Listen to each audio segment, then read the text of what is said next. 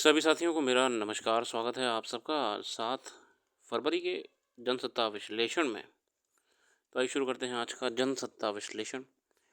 पहले पेज पे कई खबरें हैं। अमेरिका से भारतीय नागरिकों के निर्वास पर संसद में हंगामा, संविधान शब्द को लेकर प्रधानमंत्री मोदी जी का राजनीतिक बयान।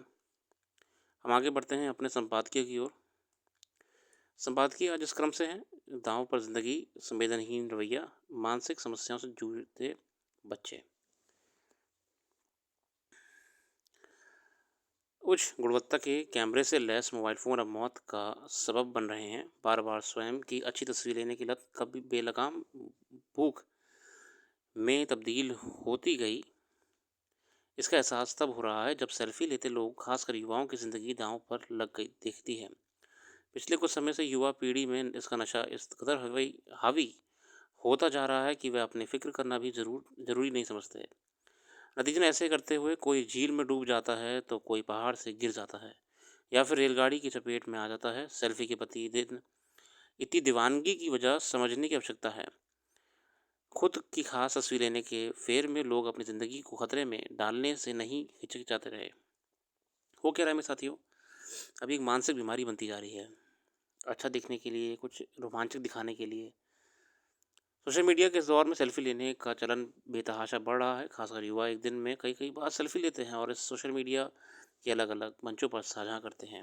यह प्रवृत्ति उनकी मनस्मृति को दर्शाती है। लंदन की नटिंगम ट्रेंट यूनिवर्सिटी और तमिलनाडु के त्यागराज स्कूल ऑफ मैनेजमेंट के साझा अनुसंधान का निष्कर्ष है कि अगर किसी का दिन भर में 3 से ज़्यादा सेल्फी लेने का मन नहीं भरता तो उसे कोई विकार है। यह लत अब घातक होती जा रही है क्योंकि एक आकलन के मुताबिक सेल्फी लेते हुए सबसे ज़्यादा मौत इस समय भारत में हो रही है। सेल्फी का क्रेज़ इतना बढ़ गया है कि लोग अपनी जान भी दांव पर लगा दे रहे हैं। आगे बढ़ते हैं। संवेदनहीन रवैया, ये अमेरिका से आए भारतीयों को लेकर है। अमेरिका अक्सर दुनिया भर में मानवाधिकारों, नैतिक और मानवीय मूल्यों पर आधारित नीति की वकालत करता रहा है।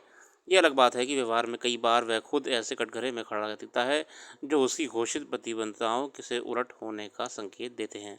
अमेरिका में रह रहे अवैध प्रवासियों की पहचान और उन्हें उनके देश भेजने के मसले पर वह अपने पक्ष को सही बता सकते हैं, लेकिन इस पर अमल के जैसे तौर तरीके सामने आए हैं उससे दुनिया भर में हैरानी, चिंता का भाव है। गौरतलब है कि अमेरिका में कथित तौर पर वैध दस्तावेजों के बिना रह रहे 100 से ज़्यादा भारतीय प्रवासियों को लेकर अमेरिकी सेना का एक विमान भारत पहुंच चुका है।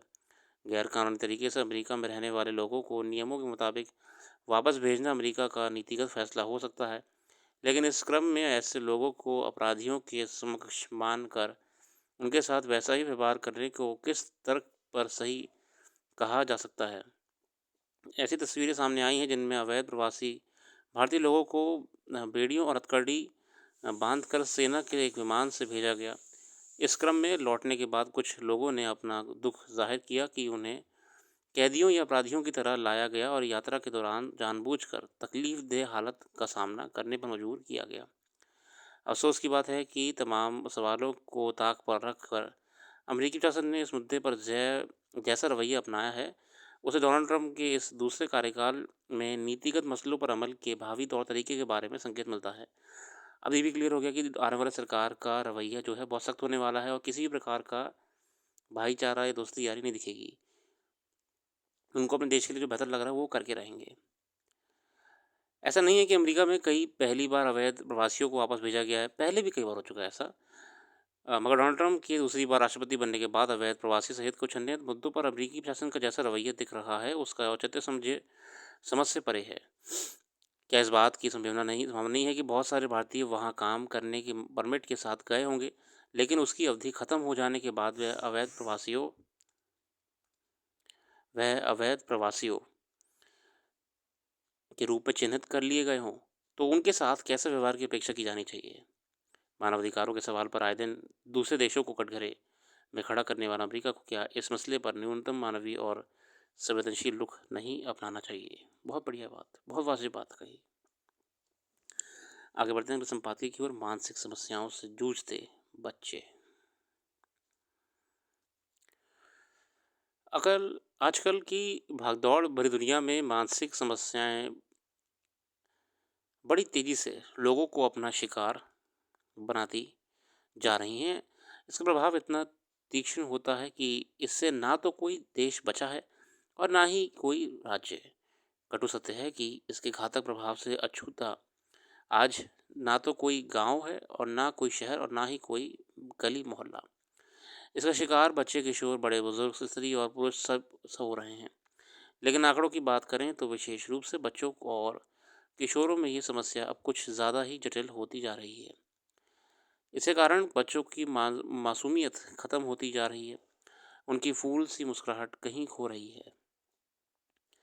बच्चे भी आजकल तनाव में बढ़ते जा रहे हैं, ये बेहद गुस्सैल होते जा रहे हैं, चिड़चिड़े होते जा रहे हैं, वगैरह वगैरह।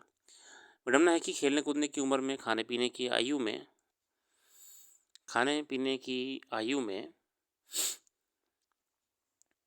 देश के बच्चों और किशोरों में बेचैनी, अवसाद तथा मानसिक तनाव जैसी समस्याएं अब गंभीर होती जा रही हैं। विश्व स्वास्थ्य संगठन और संयुक्त राष्ट्र बाल कोष यूनिसेफ की mental health of children and young people नामक एक ताज़ा रिपोर्ट के मुताबिक दुनिया में 10 से 19 वर्ष का प्रायः प्रत्येक सातवां बच्चा किसी न किसी मानसिक समस्या से जूझ रहा है। आजकल बच्चे भी ज़्यादा मेंटली डिस्टर्ब चल रहे हैं, कई चीज़ों को लेके, पढ़ाई को लेके, संघर्ष को लेके, और एक आभासी दुनिया को लेकर भी। सोशल मीडिया की दुनिया जो आज उनको देखने को मिल रही है। यूनिसेफ की एक रिपोर्ट के अनुसार भारत में 7 में से 1 बच्चा अवसाद का शिकार है। आंकड़ों की बात करें तो देश के 14% बच्चों का मानसिक स्वास्थ्य खराब है। इसी प्रकार इंडियन जर्नल ऑफ साइकेट्री में वर्ष 19 में प्रकाशित एक अध्ययन के अनुसार भारत में 5 करोड़ से अधिक बच्चे मानसिक स्वास्थ्य से जुड़े समस्याओं से जूझ रहे हैं। यूनिसेफ के एक अनुमान के मुताबिक कोरोना महामारी के बाद ये आंकड़े पहले की तुलना में कई गुना तक बढ़ गए हैं। WHO के आंकड़े बताते हैं कि पूरी दुनिया में 30 करोड़ से भी अधिक लोग चिंता और तनाव से जूझ रहे हैं। कोई 28 करोड़ लोग अवसाद का सामना कर रहे हैं। विज्ञान पत्रिका द लैंसेट में प्रकाशित एक अध्ययन के अनुसार ऑस्ट्रेलिया में 75% किशोर तनाव, चिंता और बेतहाशा अवसाद जूझ रहे हैं। लगभग कई सारी अंतर्राष्ट्रीय रिपोर्ट्स भी इस तरफ इशारा कर रही हैं कि बच्चों में आजकल तनाव और अवसाद बढ़ता जा रहा है। मानो चिकित्सकों की माने तो आजकल बच्चों में विफलताओं से निपटने की क्षमता कम होती जा रही है। कभी कभी वह अनुवांशिक भी हो सकता है। मैंने आपको बताया ना कि आजकल एक अलग दुनिया में जी रहे हैं। एक तो वो अपनी रियल लाइफ में जी रहे होते हैं जिसमें ऑलरेडी तनाव है, पढ़ाई लिखाई, सक्सेस का और फ्यूचर का, वगैरह वगैरह का। उसके अलावा एक पैरेलल दुनिया चल रही होती है उनके मोबाइल फ़ोन में, जो सोशल मीडिया की होती है, एक आभासी दुनिया होती है, इसमें सिर्फ कामयाबी दिख रही है। सोशल मीडिया इन्फ्लुएंसर्स हैं, वो सिर्फ बढ़िया बढ़िया गाड़ियों में घूम रहे हैं, बढ़िया बढ़िया मोबाइल यूज़ कर रहे हैं। तो उनका मन आजकल इन दोनों जिंदगियों के बीच में फंस के रह गया है। ठीक है। वर्ष 24 में नेशनल लाइब्रेरी ऑफ मेडिसिन में प्रकाशित एक अध्ययन में ये बात सामने आई थी कि अल्ट्रा प्रोसेस्ड और फास्ट फूड खाने से व्यक्ति में तनाव और अवसाद का जोखिम कई गुना बढ़ जाता है, जिसका सबसे अधिक खतरा वयस्कों को होता है, क्योंकि फास्ट फूड और अल्ट्रा प्रोसेस्ड फूड के सबसे बड़े उपभोक्ता वही हैं। अब इसको लिंकेज खाने से भी करा गया है। हेल्दी खाना नहीं खाते, फास्ट फूड वाला खाना खाते हैं, तो वो भी कहीं ना कहीं आपके स्वास्थ्य पर प्रभाव डालता है। कई रिपोर्ट्स हैं, इसका जिक्र इस आर्टिकल में करा गया है। विज्ञान पत्रिका फ्रंटियर्स में 23 में प्रकाशित एक अध्ययन के मुताबिक जो किशोर प्रतिदिन 7 घंटे से अधिक समय स्क्रीन और पर बिताते हैं, उन्हें अवसाद का शिकार बनने की आशंका अन्य की तुलना में दोगुना भी अधिक होती है। अब देखिए, जो बच्चे ज़्यादातर मोबाइल चला रहे हैं उनमें और डिप्रेशन, मैंने कहा ना, डिप्रेशन का कारण ही वही है कि पैरेलल वर्ल्ड देख रहे हैं जो कि बहुत ही ब्राइट है। इस अध्ययन के मुताबिक अगर कोई सोशल मीडिया पर प्रतिदिन 1 घंटे बिताता है तो उस व्यक्ति में अवसाद के लक्षण प्रतिवर्ष 40% तक बढ़ जाते हैं।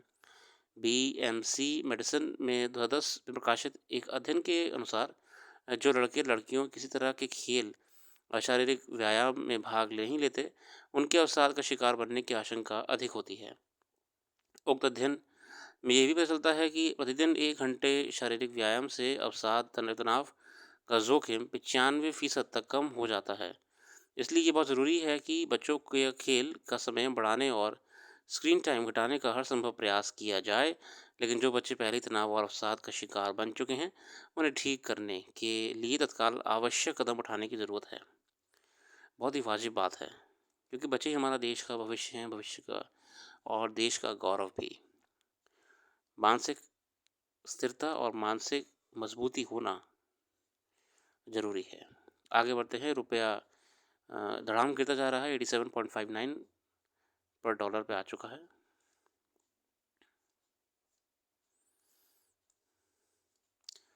खेल जगत में ऐसी कोई विशेष खबर नहीं, नौसेना की नीरज ने जीता स्वर्ण, ऐश्वर्या दूसरे नंबर पर। क्योंकि अभी जो राष्ट्रीय खेल चल रहे हैं उसी बारे में ही अपडेट है। फिलहाल आज के लिए इतना रखते हैं। अपना कीमती समय देने के लिए बहुत बहुत धन्यवाद। कल फिर आएंगे नई वीडियो के साथ, जुड़े रहिए और अच्छा लगे तो हमारी वेबसाइट को भी जरूर विजिट करिएगा। उसका लिंक डिस्क्रिप्शन में मौजूद है। डिटेल में करंट अफेयर्स आपको वहाँ पे जानने को मिलेगी, जो कि आपके आगामी परीक्षाओं के लिए बहुत महत्वपूर्ण रहने वाली है। धन्यवाद।